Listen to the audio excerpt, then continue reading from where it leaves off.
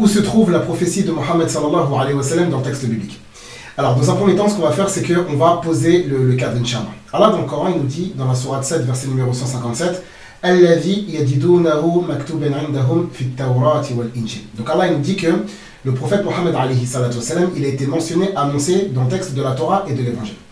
Jésus l'a annoncé également, dans la sourate 61, verset numéro 6, Wa mubashiran bi rasulin ya'ti min ba'di ismuhu Ahmed. Allah Azza wa Jalla nous dit également que les savants d'entre les enfants d'Israël étaient informés justement de la prochaine venue de Mohammed alayhi salatu wa sallam. Dans la sourate 26, verset numéro 197. Lorsque le messager d'Allah alayhi salatu wa sallam va arriver, en fait les gens du livre vont se scinder en deux catégories. Une première catégorie qui va croire en lui, dans la sourate 2, verset numéro 121, dans la sourate 10, verset numéro 94 avec certaines explications, la sourate 5, verset numéro 83-84, également le dernier verset de la sourate numéro 13, la sourate 46, également verset numéro 10. Et il y a d'autres personnes qui ne vont pas croire en lui. Dans la sourate 2, verset numéro 89, dans la sourate 2, verset 91, dans la sourate 2, verset 146, et également dans la sourate 6, verset numéro 20. Maintenant, la grande question qui va se poser, c'est où se trouve cette prophétie dans le texte biblique? Alors, ce qu'on vous propose d'étudier aujourd'hui, c'est ce qu'on appelle la parabole des vignerons. Puisque Jésus, dans le texte biblique, il s'adresse souvent aux gens en parabole. Donc là, Jésus, il dit, écoutez une autre parabole. Dans le texte biblique, Jésus, il s'adresse souvent aux gens en parabole, pour deux raisons. La première raison, c'est que Jésus, que la paix divine soit sur lui, il utilise des exemples pour que les gens le comprennent bien comme il faut. Jésus va principalement prêcher dans le milieu rural, c'est la raison pour laquelle il va donc donner la parabole de l'ivraie, la parabole du semeur, la parabole des vignerons, la parabole de la pêche, etc. Donc des choses qui concernent les gens auxquels il s'adresse.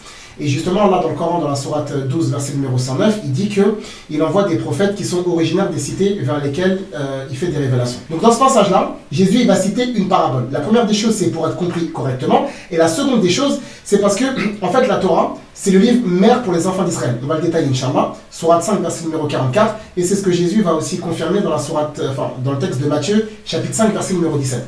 Le problème, c'est qu'avec le temps, le cœur des enfants d'Israël, il va commencer à s'endurcir. C'est ce que Allah dit dans le Coran, dans la sourate 2, verset numéro 74. C'est ce qu'Allah Azza wa Jalla, il va aussi mentionner dans la sourate 57, verset numéro 16. C'est ce qu'Allah il va aussi mentionner dans la sourate 4, verset numéro 155. Et aussi dans d'autres passages dans le texte du Coran. Et Jésus aussi l'a mentionné dans le texte biblique.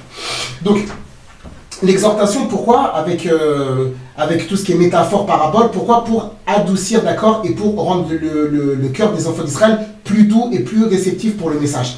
Allah Azza wa Jalla, justement, lorsqu'il parle des suiveurs de Jésus, que la paix divine soit sur lui, il en parle en mentionnant deux caractéristiques importantes. Il dit وَجَعَلْنَا فِي قُلُوبِ الَّذِينَ اتَّبَعُوهُ رَأْفَةً وَرَحْمَةً. Ils étaient plus humbles, plus modestes, avec un cœur qui était plus doux, plus tendre. Allah Azza wa Jalla, il en parle aussi de la sourate 5, verset numéro 82. Donc ce qui va se passer, c'est que Jésus, il dit écoutez, d'accord? Donc là, Jésus est en train de s'adresser aux gens et donc il attire leur attention. Donc écoutez, dans le sens, concentrez-vous, restez attentifs à ce qui va être mentionné. C'est ce qu'Allah Azza wa Jalla aussi va dire dans la sourate 50 par rapport au Coran. Inna fi dhalika la dhikra liman kana lahu qalbun aw alqa as-sam'a wa huwa shahid. Et non pas comme ceux qui vont entendre et dire que nous avons entendu et nous avons désobéi. Comme Allah dit dans la sourate 2, وَقَالُوا سَمِعْنَا وَعَصَيْنَا وَقَالُوا سَمِعْنَا وَعَصَيْنَا. Donc écoutez une autre parabole. Il y avait un homme. L'homme ici en question, il s'agit d'Allah subhanahu wa ta'ala. Bien évidemment, Allah Azza wa Jalla n'est pas un homme. Également dans le texte du Coran, texte dans lequel Allah Azza wa Jalla, eh bien, il a réfuté lourdement la divinité de Jésus, que la paix divine soit sur lui. Dans la sourate 5, verset numéro 17, dans la sourate 5, verset numéro 72, dans la sourate 5, verset numéro 73, ainsi que dans la sourate 5, verset numéro 116 et 117. Donc ici, maître de maison, c'est dans le sens de propriétaire. Ça veut dire que c'est celui qui possède, il est propriétaire. Allah, c'est le roi, le propriétaire, et tout lui appartient, et tout lui revient, subhanahu wa ta'ala. Allah, dans le Coran, il dit وَلِلَّهِ مَا فِي السَّمَاوَاتِ وَمَا فِي الْأَرْضِ. Il plante à quoi? Une vigne. Alors, qu'est-ce que la vigne? La vigne, c'est le royaume de Dieu, d'accord? Puisque Jésus lui-même, il l'a interprété dans le texte de Matthieu, chapitre 21, verset numéro 42-43, comme ça. Alors, le royaume de Dieu, qu'est-ce que ça veut dire le royaume de Dieu? Le royaume de Dieu, c'est tout ce qui touche à la révélation, donc c'est-à-dire la prophétie, les miracles, la révélation, les ordres, les injonctions, le licite, l'illicite, le paradis, l'enfer, la guidée, l'égarement, etc. Tout ça, la spiritualité, les adorations, etc. Tout ça, c'est ça le royaume de Dieu, d'accord, de manière générale. Donc là, ici, on nous dit qu'il a planté une vigne. D'accord? Il a planté une vigne. Sachant que le but de la création de l'être humain, si on regarde dans le texte de Proverbes, d'accord, dans la Bible, le texte nous dit « L'Éternel a tout créé pour un but ». Jésus dira dans le texte de Jean, chapitre 4, verset numéro 23, « Car ce sont ces adorateurs que le Père demande ». C'est-à-dire, ici, on a une attente divine. Cette attente, c'est l'adoration correcte et conforme aux règles d'Allah subhanahu wa ta'ala. Allah Azza wa Jalla, dans la sourate 51, verset numéro 56, il dit « Wa ma khalaqtul jinna wal insa illa liya'budun » « Illa liya'budun » Je n'ai créé les hommes et les djinns que pour qu'ils m'adorent. Donc ça veut dire que bibliquement et coraniquement, le but de la création de l'être humain, c'est donc qu'il adore Allah subhanahu wa ta'ala uniquement sans aucun associé. Et c'est ça le fruit qui est attendu de cette fameuse vigne. Donc, il planta une vigne. Dans cette vigne-là, il y a plusieurs éléments. Et en fait, on doit s'arrêter sur chaque composante de cette vigne-là. Alors, trois choses par rapport à la haie. La première des choses, c'est délimiter justement le terrain. Et de l'autre côté, c'est donc un rempart et un mur de protection, n'est-ce pas? Et puis aussi, ça empêche les gens de s'introduire et de pouvoir rentrer, etc. Donc ça, c'est dans le sens terrestre. Ce qui va se passer, c'est que maintenant, cette parabole, il ne faut pas la prendre au sens littéral. C'est la raison pour laquelle la mention de homme, il ne faut pas la prendre comme ça. Mais dans le sens religieux, qu'est-ce que ça signifie? Le royaume de Dieu, eh ben, il y a une forme de cloison, un périmètre, etc., avec des choses qu'il faut respecter et ne pas dépasser. C'est pour ça qu'Allah dans le Coran, il dit Tilka hududullah fala taqrabuha, dans un verset dans Sourate Al-Baqarah. Dans un autre passage dans Al-Baqarah, Allah dit Azza wa Jal Tilka hududullah fala ta'taduha. C'est pour ça qu'Allah Azza wa Jal, dans le Coran, dans la sourate 42, verset numéro 13, il nous dit que donc il a légiféré en matière de religion ce qui a été légiféré pour le prophète Mohammed et les autres prophètes qui sont venus avant lui. 8 versets après, sourate 42, verset numéro 21, Allah Azza wa Jal, il va poser une question rhétorique qui a le sens de blâme. C'est un reproche aussi qu'Allah Azza wa Jal va faire au genre du livre dans la sourate 9, verset numéro 31, avec le hadith du prophète sallallahu alayhi wa sallam qui explique ce verset coranique.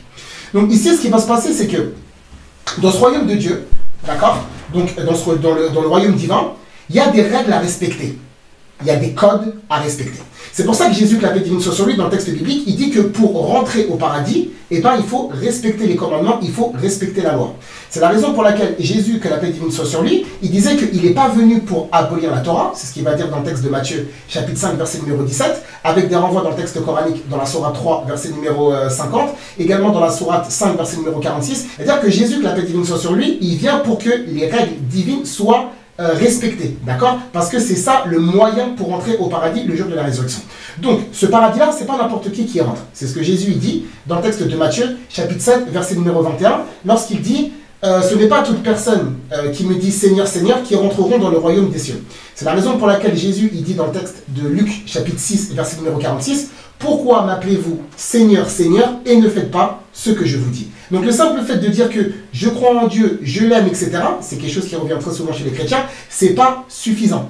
D'accord? Il faut croire en ce que Allah Azza wa Jalla dit, mais également suivre ses règles et ses injonctions. C'est ce que Jésus, que la paix divine soit sur lui, a enseigné également dans le texte de Jean, chapitre numéro 14. C'est ce qu'on va retrouver dans le texte du Coran, dans la sourate 3, verset numéro 31. Qul in kuntum tuhibbuna Allah fattabi'uni yuhibbukumullah. Là, on a la haie. D'accord? Donc, la haie, c'est les règles divines, d'accord? Le licite, le permis, le conseillé, le déconseillé et tout ce qui va avec. Donc ça, c'est pour délimiter un petit peu les règles à suivre et observer. De l'autre côté, à partir du moment où les règles divines sont respectées, eh ben, il y aura une protection divine en conséquence. Qu'est-ce que ça veut dire? Ça veut dire que plus la personne va respecter les règles et plus elle sera protégée par Allah subhanahu wa ta'ala. Jésus, qu'est-ce qu'il a dit dans le texte biblique? Dans le texte de Jean chapitre 8, verset numéro 16 et dans le texte de Jean chapitre 8, verset numéro 29, Jésus il explique que Allah est avec lui. D'accord? Donc là, c'est l'accompagnement spécifique. Pourquoi? Parce que Jésus fait toujours ce qui lui est agréable. Donc ça veut dire que l'accompagnement divin, eh ben, en fait, il est conditionné, il dépend du respect des règles que Allah nous a données. Plus on va respecter les ordres, et plus Allah nous protégera. C'est ce qu'on va trouver dans la sourate 2, verset numéro 40 par exemple, lorsque Allah il parle aux enfants d'Israël. Wa awfu bi'ahdi ufi bi'ahdikum. Sourate 5, verset numéro 12, lorsque Allah parle toujours aux enfants d'Israël. Wa qala Allah inni ma'akum la in aqamtumus salah wa ataytumuz zakah wa amantum bi rusuli, etc., etc. Donc c'est à dire que l'accompagnement divin, et ben en fait, il est proportionnel au respect des règles. C'est ce qu'Allah nous dit dans le Coran, dans la sourate 5, dans la sourate 50, pardon. Allah nous dit hadha ma tu'aduna li kulli awwabin hafiz. C'est-à-dire qu'il préserve quoi? qui préservent les règles divines, d'accord? Ceux qui préservent les ordres qui ont été mentionnés par Allah subhanahu wa ta'ala. La même chose, par exemple, si tu regardes Moïse, que la paix divine soit sur lui, dans l'Exode, par exemple, dans la Torah, dans le texte d'Exode, ou bien dans le Coran, dans la sourate 26, Moïse, et bien justement, il est resté stable, il est resté confiant parce qu'il savait que Allah Azza wa Jal allait le protéger. Pourquoi? Parce que Moïse, il a fait les ordres de manière convenable. Donc, cette haie-là, en fait, elle va servir de protection pour les enfants d'Israël, parce que la vigne, dans un premier temps, parce qu'il y a beaucoup de chrétiens qui disent que la vigne, c'est la maison d'Israël, oui, ça ne pose pas de problème, dans la mesure où on sait que ceux qui avaient justement l'alliance à l'époque, c'était les enfants d'Israël. On n'a aucun problème par rapport à ça. Allah Azza wa Jal, dans le Coran, il nous dit que c'est une communauté qui a été élue, dans la sourate 2, verset numéro 47, dans la sourate 5, verset numéro 21, dans la sourate 7, verset numéro 138 à 140, dans la sourate 45, verset numéro 14, dans la sourate 2, verset numéro 122, dans la sourate 44, verset 32 de mémoire, il n'y a aucun problème par rapport à ça. Par contre, le fait que les enfants d'Israël ne respectent pas les règles qui ont été données par Allah subhanahu wa ta'ala, c'est ce qui va faire que le royaume de Dieu, d'accord, que le royaume divin, le royaume céleste, va leur être retiré. C'est ce que Jésus il dit dans le texte de Matthieu, chapitre 21, verset numéro 43. Et justement, Allah Azza wa Jal, dans le texte du Coran, il mentionne, si vous regardez bien dans le Coran, lorsque Allah Azza wa Jal parle de l'élection des enfants d'Israël, juste après, il y a une menace pour leur dire de faire attention parce que le châtiment peut toucher n'importe qui. Observez la sourate 2, verset numéro 122, et également la sourate, la sourate 2, verset numéro 122, avec le verset 123, également la sourate 2, verset numéro 47 et 48. Je veux dire que les enfants d'Israël, même s'ils ont la Torah, d'accord, la Torah qui est un grand livre, eh ben, ils doivent la respecter scrupuleusement. Parce que cette Torah-là qui a été donnée aux enfants d'Israël, comme Allah le dit dans la sourate 5, verset numéro 44, « Inna anzalna at-Taurata fiha hudan wa nur, yahkumu biha an-nabiyyun, alladhina aslamu, lilladhina hadu, wal-rabbaniyun wal-ahbar, bima stuhfidhu min kitabillah, wa kanu alayhi shuhada. » Ça veut dire que ces gens-là, ils ont eu donc la Torah, d'accord, dans laquelle il y a les règles et les codes à suivre. Par contre, ils doivent mettre les règles en pratique. Et ils doivent exposer la vérité aux gens. C'est ce qu'Allah a mentionné dans la sourate 3, verset numéro 187. Et Allah Azza wa Jal, eh ben, il a menacé lourdement les gens qui allaient cacher la vérité. Justement, Allah Azza wa Jal, il les a menacés dans la sourate 2, verset numéro 159. Il a interdit dans la sourate 2, verset numéro 42. C'est ce que Jésus va faire aussi, la malédiction par rapport aux gens qui cachent la vérité, dans le texte de Luc, chapitre 11, verset numéro 52. Ce qu'on va faire, Inch'Allah, c'est qu'on va arrêter cette première partie-là. Et Inch'Allah, on fera d'autres parties. Il y a plusieurs autres vidéos qui vont venir, Inch'Allah, par rapport à ce sujet-là. On va essayer de détailler un petit peu pour que vous puissiez avoir, Inch'Allah, le maximum d'informations concernant la prophétie de Mohammed sallallahu alayhi wa sallam. J'espère que cette vidéo vous aura été utile, profitable et bénéfique. On se donne rendez-vous, Inch'Allah, très prochainement pour la suivante. Barakallahu fikum.